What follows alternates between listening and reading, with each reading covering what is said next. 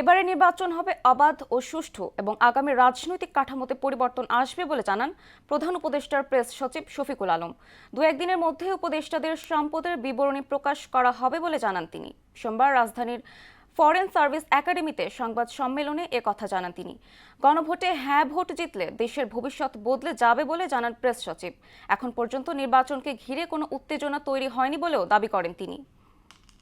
এইবারের নির্বাচন সুষ্ঠু এবং শান্তিপূর্ণ হবে এবং উনি বলেছেন যে আমরা নির্বাচনের মাত্র 2 দিন বাকি, আমরা অলমোস্ট আমাদের লক্ষ্যে পৌঁছেছি।